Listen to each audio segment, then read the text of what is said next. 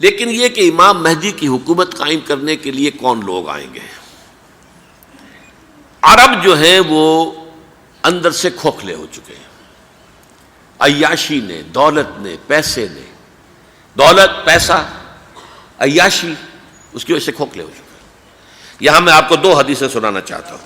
سنن ابن ماجہ کی روایت ہے حضرت ابو ہریرہ سے رضی اللہ تعالی عنہ، قال قال رسول اللہ صلی اللہ علیہ وسلم اذا وقعت الملاحم بعث اللہ بعثا من الموالی ہم اکرم العرب فرسا واجودہ سلاحا یوید اللہ بہم الدین، رواہ ابن ماجہ عن ابی ہریرہ رضی اللہ تعالی عنہ۔ جب ملاحم کا دور شروع ہوگا تو اللہ تعالیٰ اٹھائے گا ایک لشکر یا لشکروں پر لشکر موالی میں سے۔ موالی کون ہے؟ عربوں نے جب فتح کیا تھا اس پورے علاقے کو خلافت راشدہ کے دوران، اور پھر وہ لوگ جو ہے، ایک رائے تو یہ تھی کہ انہیں غلام بنایا جائے سارے آبادیوں کو، لیکن یہ کہ حضرت عمر کا اجتہاد تھا، اس کے مطابق جو ان کو غلام نہیں بنایا گیا تو وہ موالی کی حیثیت رکھتے ہیں۔ عربوں میں دم نہیں ہے، موالی میں سے لشکر اٹھیں گے کہ جو در حقیقت حضرت مہدی کی حکومت کو قائم کریں گے۔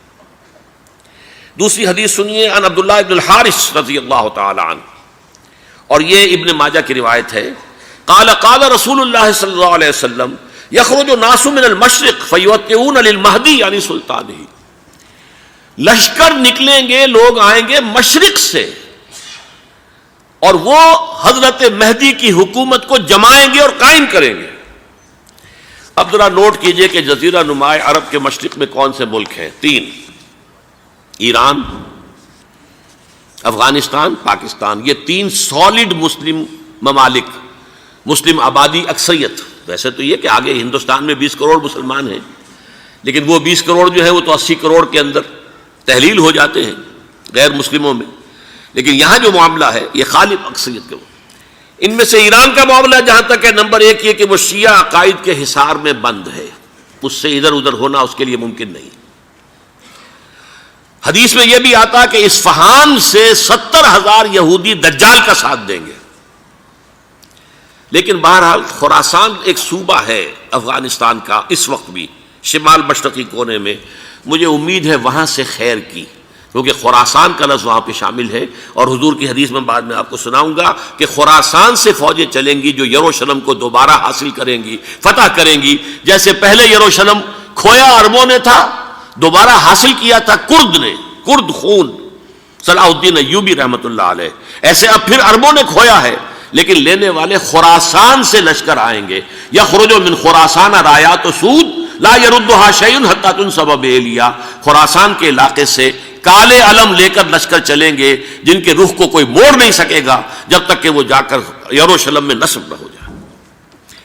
اس کے بعد نام آتا ہے پاکستان کا۔ یہ ہے میری اور آپ کی داستان، اور یہ ہے سبب جس کی وجہ سے کہ میں آپ سے یہ گفتگو کر رہا ہوں۔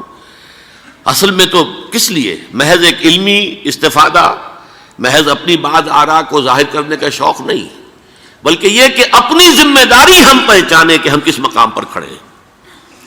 دیکھیے، اس پاکستان کے بارے میں یا ہندوستان کے بارے میں علامہ اقبال نے کہا تھا اپنے ترانہ ملی میں، میر عرب کو آئی ٹھنڈی ہوا جہاں سے، میرا وطن وہی ہے، میرا وطن وہی ہے۔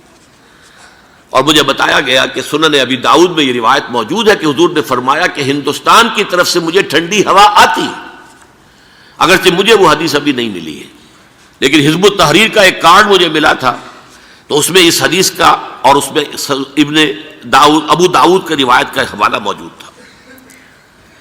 لیکن میں جو چیز آپ کو بتا چکا ہوں وہ یہ کہ الف ثانی کا پورا تجدیدی کارنامہ اس ہندوستان کی سرزمین میں ہوا۔ مجدد الف ثانی شیخ احمد سرندی، شاہ ولی اللہ دہلوی، سید احمد بریلوی، وہ تو ہمارے پاکستان میں آ کر جو ہے ان کا خون جذب ہوا ارض پاکستان میں۔ پھر شیخ الہند مولانا محمود حسن۔ تحریک خلافت چلی تو صرف ہندوستان میں چلی اور کہیں نہیں چلی۔ آزادی کی تحریک چلی پوری دنیا میں، وہ نیشنلزم کی بنیاد پر چلی، ملے نیشنلزم، عرب نیشنلزم، ترک نیشنلزم۔ ہمارے ہاں چلی تو اسلام کے نام پر، پاکستان کا مطلب کیا؟ لا الہ الا اللہ۔ پھر پاکستان قائم ہوا معجزے کے طور پر، بلکہ نازل ہوا ہے لیلۃ القدر میں، انا انزلناہ فی لیلۃ القدر، جیسے قرآن نازل ہوا لیلۃ القدر میں، یہ پاکستان بھی نازل ہوا لیلۃ القدر میں۔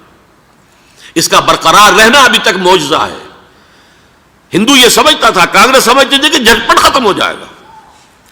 پھر یہ کہ اس کا قرارداد مقاصد کا پاس ہو جانا، مزید بھی اور اضافی دفعات دستور میں آ جانا، اب کمرشل انٹرسٹ کو ربا قرار دے کر حرام قرار دینا، یہ سارے لینڈ مارکس ہیں کہ جو اشارہ کر رہے ہیں کسی چیز کی طرف، معاملہ کدھر جا رہا ہے.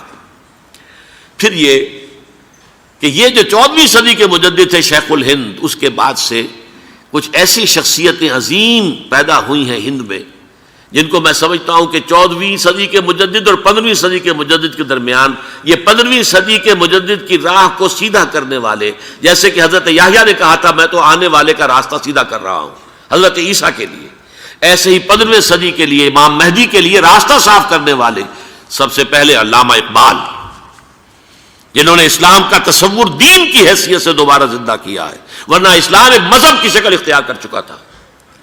پھر مولانا مودودی، مولانا ابوالکلام آزاد حکومت الہیہ کے نعرے کے ساتھ میدان میں آئے. یہ اقبال نے جو تصور پیش کیا تھا اس پر عملی جد و جہد کے لیے حزب اللہ قائم ہوئی. نوٹ کر لیجئے 11 برس کا فرق ہے عمر کا علامہ اقبال کے اور ابوالکلام کے. اور 1913 میں جب حزب اللہ قائم کی ہے اس وقت علامہ اقبال کی ملی شاعری اپنے عروج کو پہنچ چکی تھی. پھر یہ کہ علامہ اقبال کے بعد تعبیر جو ہے اس کام کی وہ ابوالکلام نے کی، لیکن روایتی علماء کی شدید مخالفت کی وجہ سے وہ بددل ہو کر چھوڑ گئے، کانگریس میں شامل ہو گئے، بساط جو ہے حزب اللہ کی انہوں نے لپیٹ دی. پھر مولانا مودودی آئے، انہوں نے وہ ڈور جو ہے اس کا سرا تھاما، جماعت اسلامی قائم کی حکومت الہیہ ہی کے قیام کے لیے. اگرچہ میرے نزدیک یہ کہ وہ انتخابی اور ایک قومی سیاست کی ایک جماعت بن کر پاکستان میں جو ہے دلدل میں پھنس گئی ہے، اب ہم اس کی کوشش کر رہے ہیں تنظیم اسلامی اور یہ تحریک خلافت جس کے تحت یہ جلسہ ہو رہا ہے.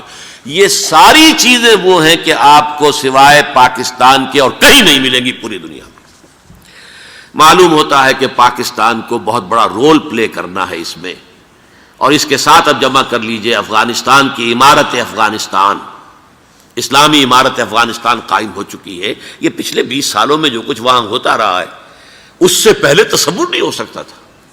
علامہ اقبال کے فرزند بھی دیکھ کر آئے ہیں، تو اگرچہ وہ خود میں سمجھتا ہوں کہ خاصے انہیں آپ لبرل کہیں، آزاد خیال کہیں، لیکن اس درجے متاثر ہو کر آئے تھے کہ انہوں نے یہ کہا افغانستان میں جو میں نے حالات دیکھے ہیں کہ اگر 2-4 اور مسلمان ملکوں کے اندر یہ نظام قائم ہو جائے تو پوری دنیا مسلمان ہو جائے گی. یہ سب کچھ کیسے ہو رہا ہے؟ یہ آنے والے دور کی جھلکیاں ہیں. Coming events are casting their shadows before. یہ سب بتا رہے ہیں کہ پاکستان افغانستان کو مل کر اس میں کوئی عظیم رول پلے کرنا ہے. اور اس کے ضمن میں اب میں علامہ اقبال کے بارے میں آخری بات کہہ رہا ہوں.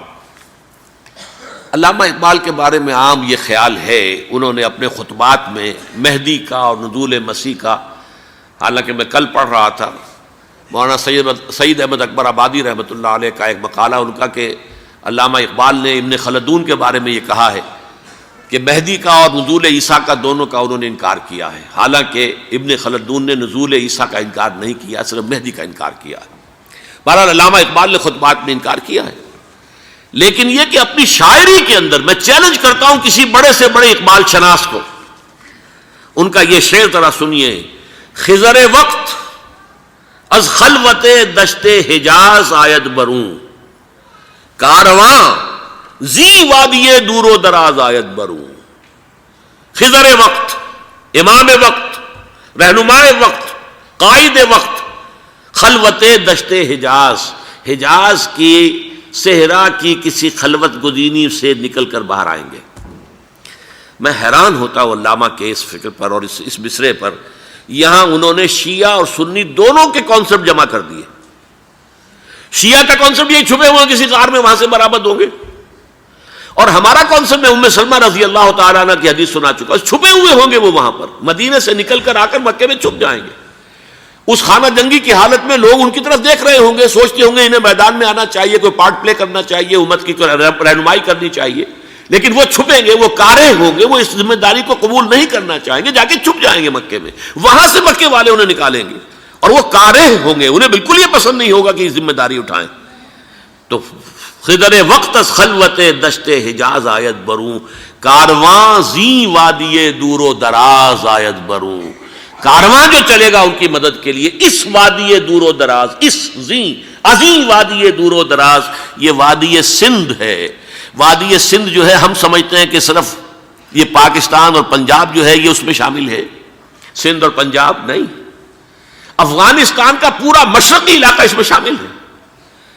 جیسے دریائے جہلم سندھ میں جا رہا ہے، جیسے دریائے گلگت سندھ میں آ کر ملتا ہے، جیسے دریائے چناب اور راوی اور جہلم اور یہ سب جا رہے ہیں اور آ رہے ہیں، اسی طرح دریائے کابل کہاں سے آ رہا ہے، دریائے گومل کہاں سے آ رہا ہے، ٹوچی کہاں سے آ رہا ہے، یہ سارا جو ہے ڈرین جو ہو رہا ہے، ایسٹرن جو ہے پارٹ آف افغانستان، یہ سب وادی ہے۔ اس وادی کے یہ دو حصے ہیں، ایک حصہ جو ہے یہ ادھر پاکستان میں ہے اور اسی وادی کا دوسرا حصہ جو ہے وہ افغانستان میں ہے۔